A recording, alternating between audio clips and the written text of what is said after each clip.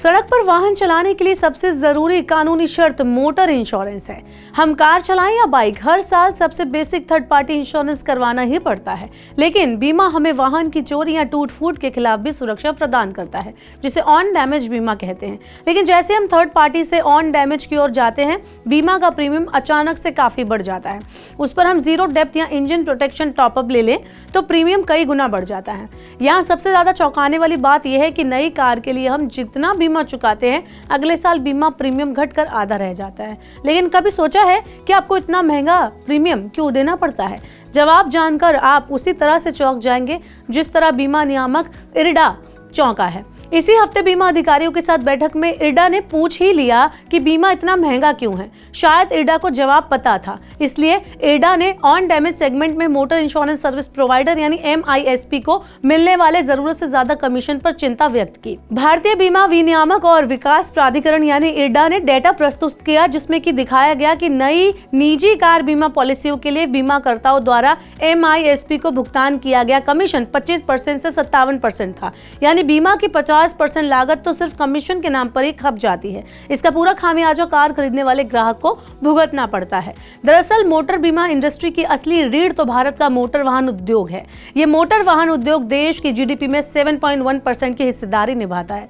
पूरे general insurance कारोबार की अगर हम बात करें तो यहाँ पर कुल कारोबार का लगभग 45% मोटर इंश्योरेंस इंडस्ट्री से ही आता है। लेकिन बीमा क्षेत्र में इतना ज्यादा कमीशन खुद वाहन उद्योग का ही नुकसान कर रहा है, क्योंकि इससे वाहन की ऑन रोड कीमत बढ़ जाती है। इस महंगाई के कारण वाहन उद्योग की बिक्री प्रभावित होती है। इरडा ने इसीलिए MISP को मिलने वाले अत्यधिक कमीशन के बारे में चिंता जताई है। विशेषज्ञों के अनुसार ज्यादा कमीशन का बोझ ग्राहकों को ही भुगतना पड़ता है। ऐसे में अगर इरडा इस कमीशन के आतंक पर लगाम लगाती है तो इसका फायदा सीधे ग्राहकों को होगा। ऐसे में इरडा ने बीमा कंपनियों से कहा है कि बीमा सुगम इन कमीशन दरों को कम कर सकता है और पॉलिसी धारकों को बचत का लाभ पहुंचाने में मदद कर सकता है। आइए यहाँ बीमा सुगम को भी समझ लेते हैं। दरअसल बीमा सुगम बीमा पॉलिसीज के लिए एक व्यापक डिजिटल बाजार है। ये प्लेटफॉर्म एक ई-कॉमर्स हब के रूप में काम करता है, जहाँ ग्राहक कई कंपनियों की ऑफरिंग को एक ही जगह पर देख सकते हैं। इससे प्रतिस्पर्धा यानी कंपटीशन और ट्रांसपेरेंसी यानी पारदर्शिता बढ़ी है। अब समझ लेते हैं कि यह मामला कैसे इरडा की नजर में आया।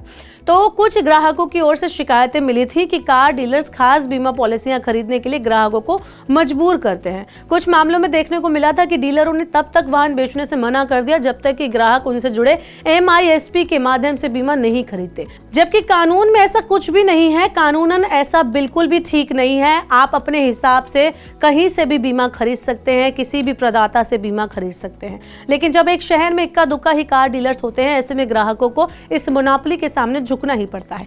अब जानते हैं कि ग्राहकों की शिकायत पर आप क्या कर सकते हैं और अब तक इसमें क्या हुआ है। तो 2019 में इरडा ने इसके लिए एक समिति का गठन किया था।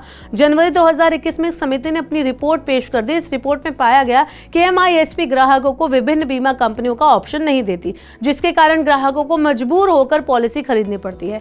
हालांकि इरडा इस मामले में सख्त कदम भी उठा रही है, जिसमें सख्त कार्रवाई भी की गई है। इसके तहत रेगुलेटर ने मारुति इंश्योरेंस ब्रोकिंग पर 3 करोड़ रुपए का जुर्माना लगाया था। इस मामले में पाया गया कि मारुति इंश्योरेंस उन पॉलिसी धारकों के कैशलेस क्लेम रिजेक्ट कर रही थी जिन्होंने मारुति से जुड़े MISP से बीमा नहीं खरीदा था। इस तरह इरडा हीरो इंश्योरेंस ब्रोकिंग और टोयोटा ट्यूसो इंश्योरेंस ब्रोकर को भी दंडित कर चुकी है।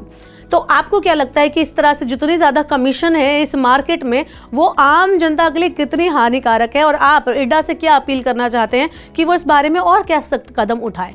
ऐसे और वीडियोस के लिए देखते रहिए मनी 9।